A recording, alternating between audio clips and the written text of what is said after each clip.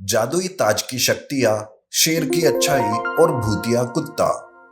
कुछ दिनों से जंगल में भूतिया कुत्ते ने आतंक मचा कर रखा था। यह कुत्ता कोई साधारण कुत्ता नहीं, बल्कि बहुत बड़ा और 3 सर वाला कुत्ता था। उसकी आंखें लावे की तरह लाल थी और उसके दांत किसी चाकू से भी ज्यादा नुकीले थे। उसके एक नजर पड़ते ही कोई भी जानवर घबराहट के मारे मर ही जाता। हर कोई उसके आतंक से भयभीत हो चुका था और जंगल छोड़कर जाने की बात करने लगा। अब तो सपने में भी बस वही दिखाई देता है। हमारे बच्चे हैं कि डर के मारे नींद से जाग जाते हैं। हमारे यहाँ भी वही हाल है। खाना ढूंढने में भी बाहर नहीं निकल सकते। हर वक्त डर लगा रहता है कि कहीं वो भूतिया कुत्ता सामने ना आ जाए। अब तो ऐसी नौबत आ गई है, या तो भूख के मारे मर जाएंगे या तो उस भूतिया कुत्ते के हाथों। करे तो क्या करे। वैसे तो हमारे महाराज काफी नेक दिल है और शूरवीर भी, पर उस भूतिया कुत्ते के सामने उनकी भी एक नहीं चलती। पर फिर भी हमें उनसे चलकर बात करनी चाहिए। अगर इस समस्या का कोई उपाय ना मिले तो हम इस जंगल को छोड़कर हमेशा के लिए चले जाएंगे।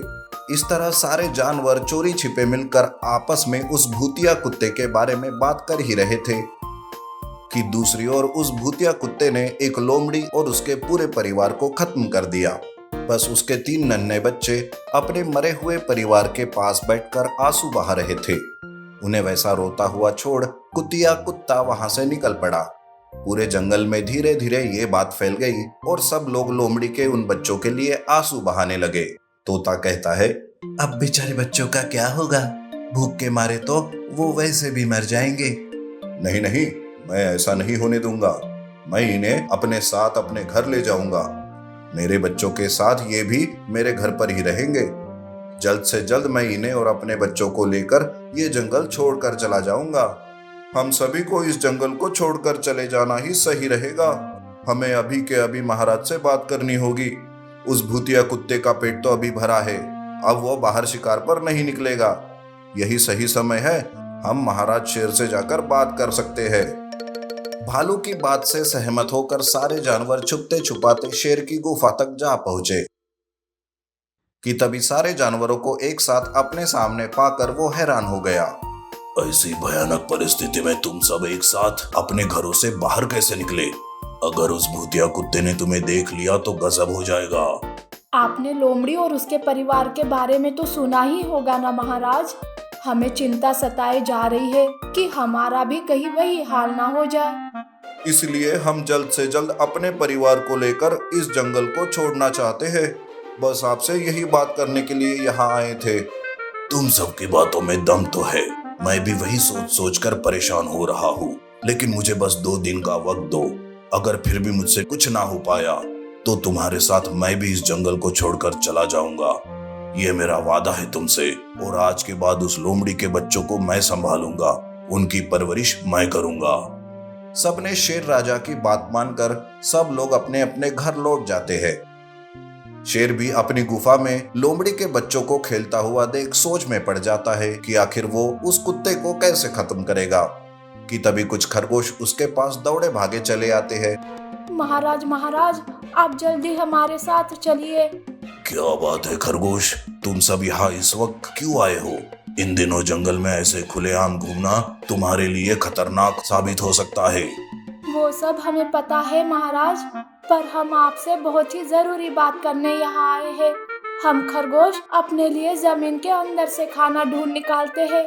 हम सब एक जगह ऐसे ही सुरंग बनाकर खाना खोज रहे थे कि उस सुरंग से लाल रोशनी बाहर निकलने लगी।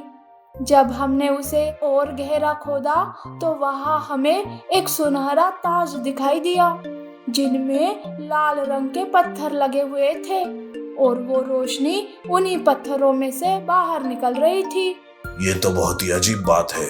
ना जाने हमारे जंगल में और क्या क्या अजीबोगरीब घटनाएं घटने वाली है। चलो मुझे वहां ले चलो। नन्हे नन्हे खरगोश अपने राजा को उस जगह ले गए। सब खरगोशों ने मिलकर वहां पर एक गहरा गड्ढा खोदा, जिससे शेर उस ताज तक आसानी से पहुंच पाए। शेर भी काफी देर तक उस ताज को घूरने लगा। आखिरकार उसने अपनी आंखें बंद कर कुछ हिम्मत बटोरी और उस ताज को अपनी ताकतवर पंजों से छुआ। शेर के छूते ही उन पत्थरों से आने वाली चमक एकदम से शांत हो गई और वो ताज अपने आप शेर के माथे पर जाकर बैठ गया। ये क्या हो रहा है? ये ताज अपने आप मेरे सिर पर कैसे? ये कैसे हो सकता है? महाराज, ये कोई जादुई ताज होगा जिसने अपने मालिक को खुद चुन लिया है, इसीलिए ये हमें अपने पास नहीं आने दे रहा है। महाराज, अब तो आप भी उस लाल रोशनी में चमक रहे हो। शेर अब धीरे धीरे और ज्यादा ताकतवर होने लगा। जादुई ताज ने उसे कुछ जादुई शक्तियां भी दे दी थी। उसे समझ में आ गया था कि अब वो उस भूतिया कुत्ते का सामना कर उसे आसानी से हरा सकता है।